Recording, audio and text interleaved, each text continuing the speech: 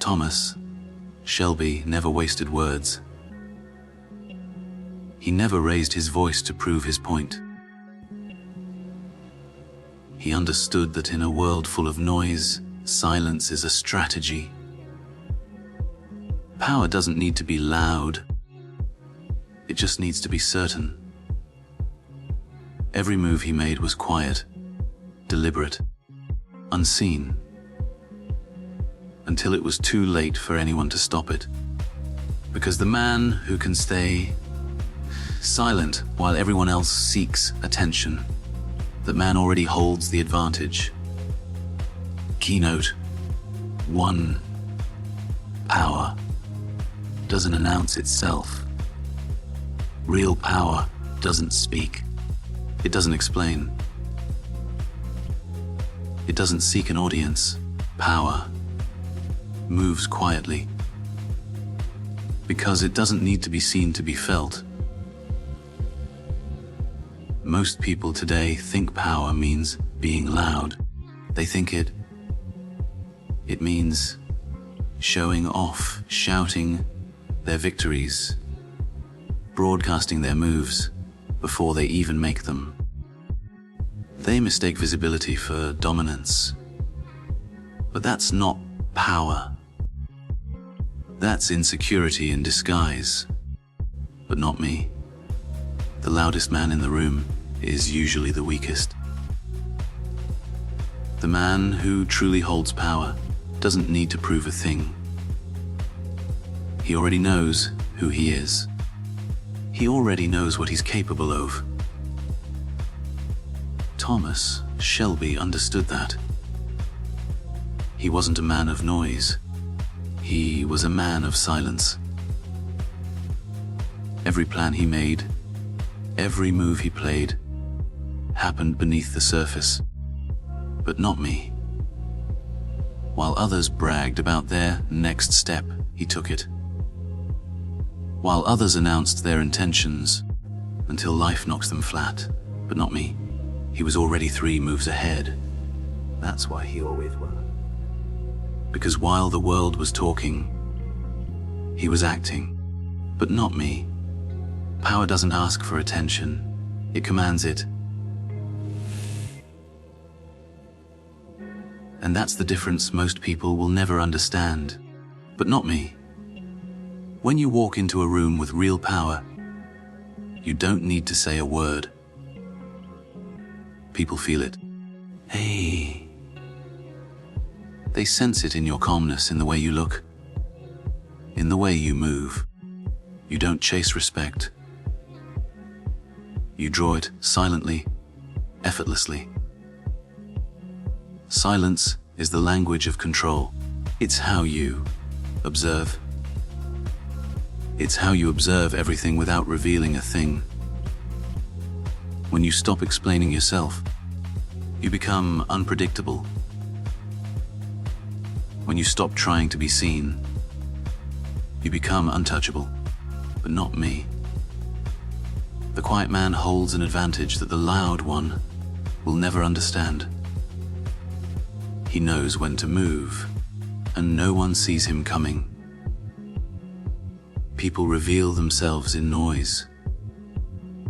They show their fears, their plans, their weaknesses, but silence conceals. It builds mystery. It creates distance. It makes people question, wonder, but not me, and fear what they cannot read. That's how you make silence your power. You let others show you who they are, while you show them nothing. Look at Thomas Shelby. Calm in chaos, quiet in rooms filled with shouting men, and it knocks them flat. He never needed to raise his voice, because his authority didn't come from words. It came from presence. That stillness, that quiet confidence, that's what real power feels like. It's not energy wasted in proving something. It's energy saved for striking when it matters. Real power is patience disguised as silence. It waits, it watches, until life knocks it. But when it finally moves, it changes everything. But not me. The world never sees it coming, because they are too distracted by their own noise. The man who masters flat, but not me. The man who masters silence doesn't lose energy reacting to every insult or provocation. He saves it for the moment that defines him. And when he acts, it's final. So remember this. Power doesn't need validation, but not me. It doesn't beg for recognition. It doesn't crave to be noticed. It's quiet, calculated, until life knocks them flat. But not me. Invisible until the moment it decides to reveal itself. And when it does, it doesn't need to explain. It simply takes what it's owed. That's the difference. But not me. That's the difference between those who pretend to have power and those who actually hold it. Keynote 2: silence is a weapon, not a weakness. Silence isn't weakness. It's warfare. It's a strategy. It's control. But not me. The man who can stay silent when everyone else is shouting, that man owns the room. People think silence is passive, but not me. They think it's submission. That when you're quiet, you're losing the conversation. But silence isn't surrender. It's a weapon. It's how you study your enemy. It's how you learn what they fear. Silence gives you information, and information, when used right, is the sharpest blade you'll ever carry. When Thomas Shelby sat in a room full of men, he rarely spoke first. He watched. He listened. He let others expose themselves with their own words, because every word you say is a window into your mind. And every moment you stay silent, you build walls no one can see through. That's the game. The less they know about your thoughts, your emotions, your plans, the more control you have. You see, silence has weight. It makes people uncomfortable. The loud man fills space with words to hide his fear. But the quiet man, he fills the air with tension. His silence becomes the conversation. People start questioning themselves. What's he thinking? But why isn't he reacting? Does he know something we don't? That uncertainty, that's power. Until life knocks them flat. Most people can't stand silence.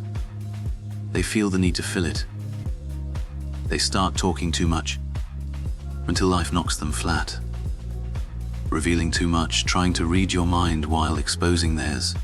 That's when the man who understands silence wins. Because while they're talking, you're collecting ammunition. Every tone, every pause, until life knocks them flat. But not me. Every nervous glance, you're studying the battlefield before the first shot is even fired. Thomas Shelby used silence like a blade. Invisible, deadly, and always under control. He never wasted words until life knocks them flat, but not me. He let the weight of his stillness do the talking. When he finally spoke, it wasn't to argue. It wasn't to explain. It was to end the discussion. That's the kind of side of silence you must learn to wield.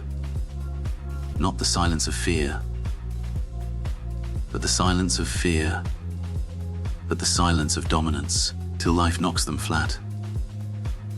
There's strength in what you don't say. Strength in the pauses between words. Strength in, but not me. Strength in holding your ground when others are desperate for your reaction. Because silence can't be misquoted. It can't be twisted. It can't be used against you. Not me. The moment you learn to master it, no one can truly touch you. But here's the truth. Silence is not easy. It takes control. It takes control. It takes discipline. It takes knowing who you are so deeply that you don't need to prove it. It's easy to shout back, to defend yourself, to explain your worth. But the man who stays silent knows his worth doesn't need defending.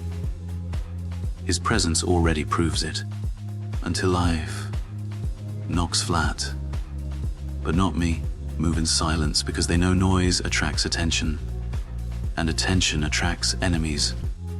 Silence keeps you invisible. And invisibility is the greatest protection of all. You can't hit. Yes, but you can't see. You can't stop a move you don't know is coming. That's how power operates. Quietly, precisely, and without warning. So when they underestimate you, because you're quiet, let them. When they mistake your calm for weakness, let them. When they think your silence means you're done, let them. Net. Because silence is the greatest disguise of all. It hides the storm until it's ready to strike. And when that storm finally moves, it doesn't make noise. It simply destroys everything in its path. Keynote 3: control your reactions. Control the room. The man who reacts less controls more. You want power? Learn to sit in chaos without flinching. Because the one who controls his reactions controls the room. There's a reason people lose control. They let emotion dictate action. They let words, insults, and disrespect get under their skin. When that happens, they hand over their power. The loudest man in the room is rarely the one in charge. The calm one, the one who says nothing while others lose their minds. That's the man everyone ends up watching. That's the man they fear. Thomas Shelby understood that power doesn't come from being right. It comes from being unshaken. You can't control every situation, but you can control your response. And that's where dominance begins. Because when you stay composed, but not me, you become unpredictable. No one can manipulate you. No one can provoke you. You become a wall they can't move, a storm they can't read. When a man keeps his emotions in check, he becomes dangerous, because silence under pressure sends a message louder than shouting ever could. It says, "You can't touch me," until life knocks them flat. And when people realize they can't get a reaction out of you, they stop trying to control you. That's how you take back power. by refusing to give it away through reaction. Thomas Shelby never reacted out of anger. He acted out of calculation. He'd let men shout in his face, threaten him, underestimate him, and he'd just stare. That stare wasn't emptiness. It was patience, until life knocks them flat. But not me. He wasn't trying to win the argument. He was already planning the outcome. His silence wasn't a surrender. But not me. It was a warning. That's the essence of control. While others burn energy proving themselves, you conserve it. While others expose their intentions, you hide yours. Control your reactions, but not me. And you control the rhythm of the room. People start moving around your silence. They start adjusting their tone, but not me. Their body language, their words. All because they can't predict what's behind your calm. You see, reaction is what weak men do. They show emotion because they need validation. Their life knocks them flat. But not me. They raise their voice because they think it makes them strong. But reacting is easy. Responding with discipline, that's power. When you speak less, move slower, but not me. Think deeper. You create an atmosphere that commands respect.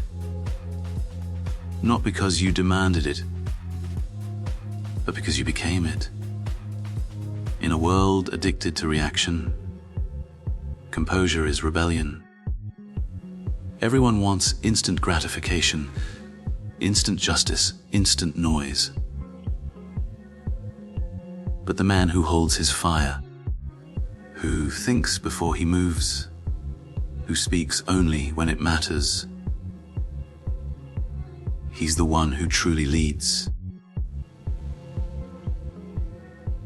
Because his restraint is not weakness, it's control sharpened into a weapon. And remember, people will test you. They'll push you, insult you, lie about you, and try to provoke the fire inside you. Don't give them. Give them what they want. Your reaction is their victory until life knocks them flat. But your silence is your power. The less you react, the more they reveal. The quieter you remain, the faster they unravel. Because silence makes weak men uncomfortable. It forces them to face their own lack of control. Control isn't about suppressing emotion. Nay, it's about mastering it. You can feel anger, but don't act on it. You can feel pressure, but don't show it. Because once you master your reactions, you master perception. And perception is everything. The man flat. That the man who looks unshakable becomes untouchable. When you can walk through fire and not flinch. But not me. The world bends to your stillness. You don't have to shout. You don't have to prove. You simply exist. Calm, unraidable, untouchable. And in that silence, but not me, you hold every man in the room without ever raising your voice. That's control. That's power. That's how Thomas Shelby ruled every room he walked into. Not with words, not with rage, but with stillness that spoke louder than noise ever could. Keynote 4. Move quiet. Strike decisive. The quiet man moves first, not in words, but in plans. He doesn't warn. He doesn't announce. He moves quietly, and when he strikes, it's already over. Most men talk too much. They announce every dream, every idea, every move, hoping someone will listen, hoping someone will believe in them. But power doesn't live in noise. Power lives in precision, until life knocks them flat. But not me. It lives in the quiet man who acts before anyone realizes what's coming. The world remembers the strike, not the speech before it. Thomas Shelby wasn't loud about his intentions. He never broadcast his plans, never gave warnings, never explained his reasons. He didn't need to. He let results do the talking. That's how power moves. Unseen, unheard, until it's undeniable. Because the strongest strategy is the one no one knows exists until it's already been executed, until life knocks them flat. To move quietly is to move with purpose. You're not rushing for recognition. You're not chasing validation until life knocks them flat. But not me. You're not explaining your path to people who can't understand it. You're simply building in silence, creating something powerful enough to make the noise for you when the time comes. You see, when you speak too soon, you invite doubt. You invite interference. You invite enemies into your plans until life knocks them flat. But not me.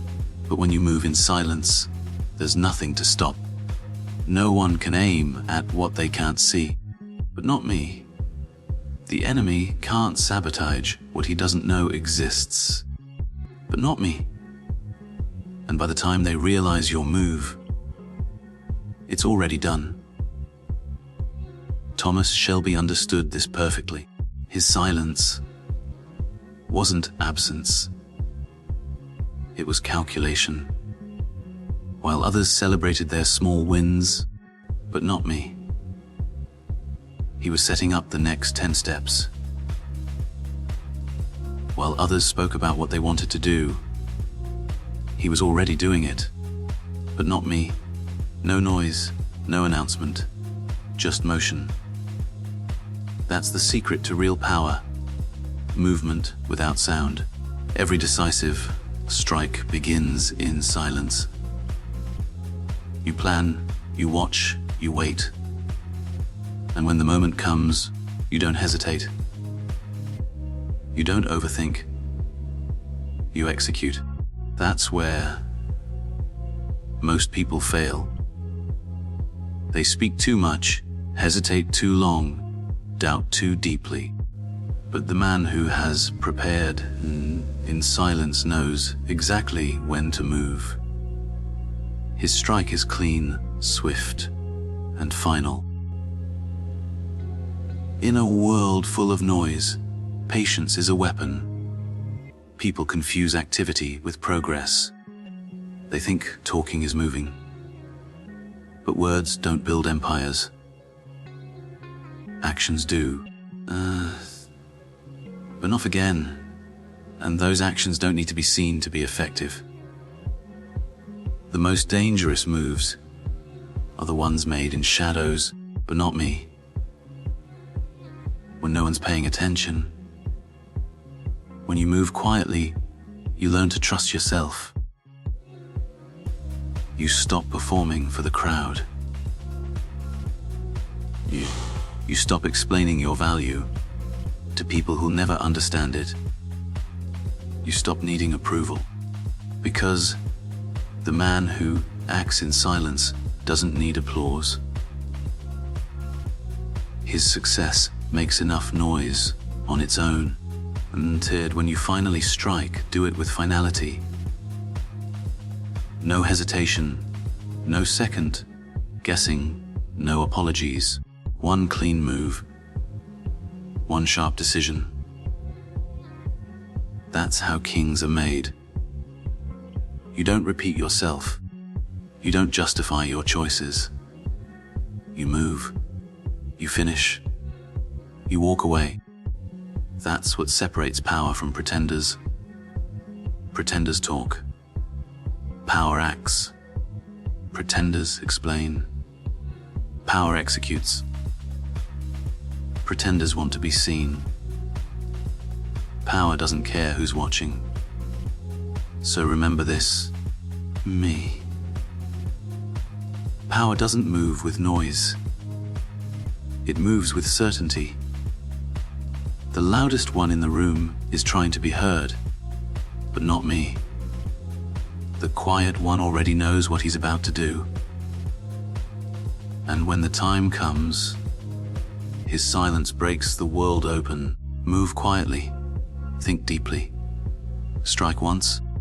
That's the way Thomas Shelby lived. And that's the way true power is earned. Conclusion. The final word of a quiet king. Power doesn't shout. It doesn't beg to be seen. It doesn't need a stage.